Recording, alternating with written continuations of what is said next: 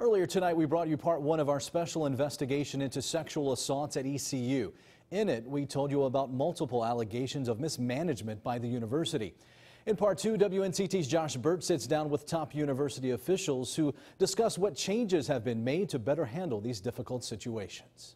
For victims of sexual assaults, the weeks, months, and years following can be traumatic. It's like English history, that kind of stuff. Different people handle the pain differently. For Grace Turner, it was leaving the university to attend an all-girls school, due in part to what she called mismanagement of her case by ECU officials. We are people, and this is such a vulnerable time, and these students need to be uplifted and empowered. WNCT sat down with Vice Chancellor for Student Affairs, Dr. Virginia Hardy, and Dean of Students, Dr. Lynn Roeder. Both admitted missteps have been taken in past sexual assault investigations, but major strides forward have also been made. We're going to account for where we're wrong, but we're also going to be making sure that we look at things and move forward to creating and correcting things. One of the things corrected, how the university communicates with a victim of sexual assault after the case.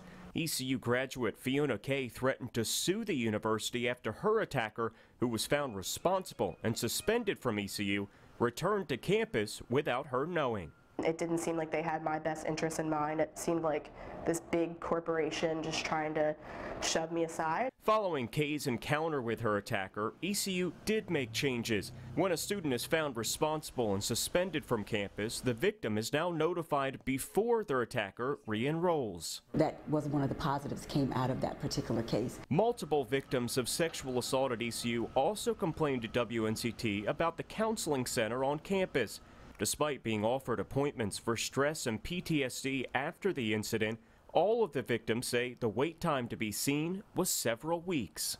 I could never get any counseling appointments. It was like once a month. Based upon some of the feedback we received from students, we changed a few things. Beginning in the spring of 2018, students could no longer schedule appointments several weeks out. Instead, they had to wait until 1 p.m. on Friday before scheduling an appointment for the following week. I feel comfortable with what we do and what resources and services we provide for our students. Dr. Hardy says that change has resulted in much shorter wait times, reducing the counseling center backlog from 5 weeks to just a few days. I don't feel that the university has done anything wrong or any different than any other institution. There are always going to be students who will complain about a process. One of the complaints WNCT heard was that cases weren't being taken seriously enough. The way we felt was that the main prerogative was us dropping out, was us withdrawing, which to me is heartbreaking.